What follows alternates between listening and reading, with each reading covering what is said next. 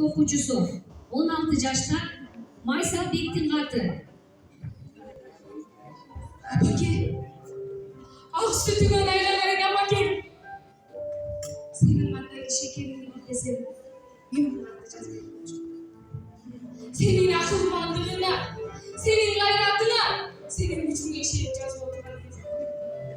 Hoş elbiseler, emniyete aydık, emniyete düşündürüyorum demek.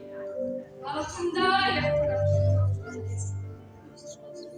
Atatürk'ün benim bu kardeşimi tutarıp tavarsın.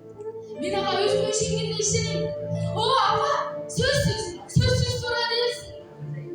Yok, şöyle Cürükle Türk'de Sıralar falan. Hatta gözümdeydim. Adamla bir ağacı olmayan için bu ömrümde kan koşarmıştı.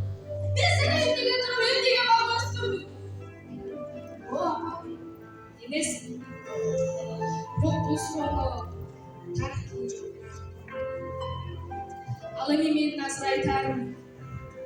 Sonuçta bir silah alacağız. Abartı adamın başına düştüğü kıymış.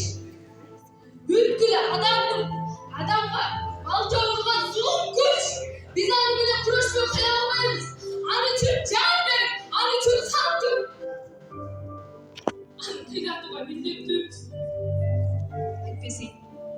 Adam degen atın soşadı.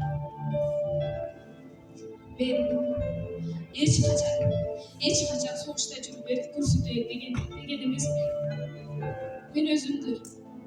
En biraz, en cürübüy. Ulan ülkeden yapayım. Zamanı şuna gelip. Ballarla tamla tanıdım. Okuduğunun oruna. Koluma krallar. Çok kötü. Ay yerim.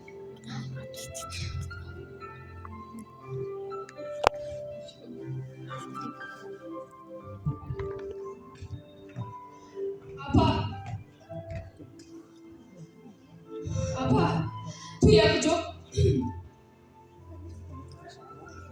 İşte.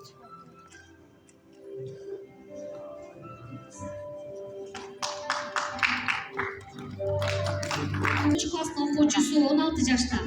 Nalat sana